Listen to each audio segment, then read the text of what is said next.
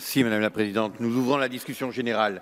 La parole est à Madame Frédérique Dumas pour le groupe Liberté et Territoires et pour 5 minutes.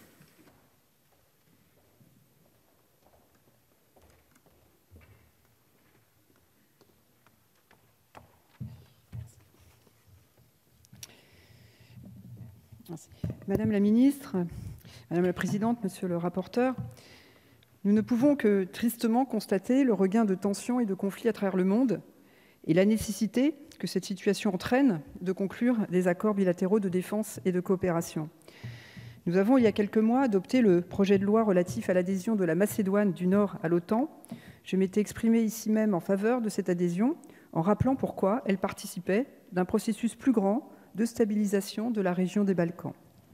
Aujourd'hui, approuver le projet de loi sur l'accord entre la France et l'Albanie relatif à la coopération en matière de défense permettra de renforcer ce processus, notamment parce qu'il donnera l'occasion aux deux parties de pouvoir échanger autour de sujets d'intérêt commun comme la lutte contre le radicalisme et le terrorisme, la stabilisation des Balkans, qui restent des enjeux majeurs tant pour la France que pour l'Albanie que pour l'Europe.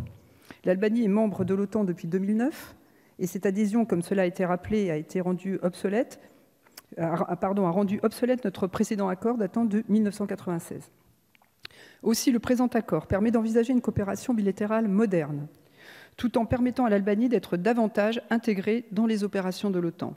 En effet, nous savons que l'équipement albanais est vieillissant, souvent d'origine soviétique ou chinoise, ce qui peut nuire à son interopérabilité. Cette nouvelle coopération franco-albanaise permettra donc, dans une certaine mesure, de faire évoluer cette situation. Pour ce qui est de l'accord entre la France et Chypre, il est important de souligner qu'il est fondé sur la réciprocité, comme en atteste l'article 1er, qui fait état d'une réelle volonté d'échange d'expériences ou de connaissances. Je retiens notamment à ce titre le petit e de l'article 1er, relatif à l'échange d'expériences en matière de justice militaire et de droit international. Par ailleurs, Chypre, en tant que pays insulaire, se doit d'élaborer une stratégie maritime solide.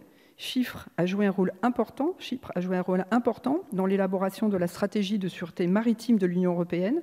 Cet accord permettra donc d'améliorer les connaissances de la France concernant ce sujet et vice-versa. Au-delà des avantages que les deux parties trouveront dans cette coopération, il s'agit également de rappeler le message fort véhiculé par cet accord. La présence de forces militaires turques sur une partie de l'île depuis 1974 rend la situation particulièrement tendue. Une des fortes motivations chypriotes à vouloir intégrer l'Union européenne reposait sur la possibilité de bénéficier d'une solide protection face à cette menace. Grâce à cet accord bilatéral, la France démontre qu'elle participe concrètement à cette protection. C'est ce que traduit le petit j de l'article 1er relatif à l'apport de facilités opérationnelles et de soutien logistique aux forces armées.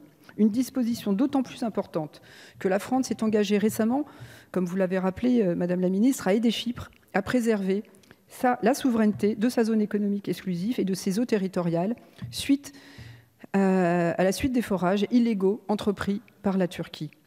Ces deux accords, l'un avec l'Albanie, l'autre avec Chypre, permettent par ailleurs de conforter nos relations diplomatiques au-delà de l'acquisition des connaissances militaires, en permettant de préserver et de renforcer des relations de confiance entre les pays.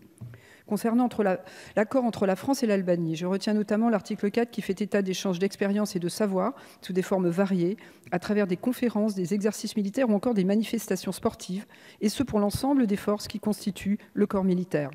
Concernant l'accord entre la France et Chypre, je retiens, comme je l'ai déjà évoqué, l'article 4 qui fait état d'une coopération sur des champs de compétences variés et complémentaires. Ces deux accords sont fondés sur le partage.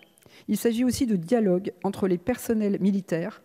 Or, même s'il s'agit de relations spécifiques, ces échanges auront des effets également positifs sur les relations entre les États de manière plus générale. Ces accords favorisent une meilleure compréhension de l'autre et de ses représentations du monde. Ils contribuent à l'apaisement général et à la réduction des risques de conflit. Pour toutes ces raisons, le groupe Liberté et Territoires votera donc en faveur de ce projet de loi.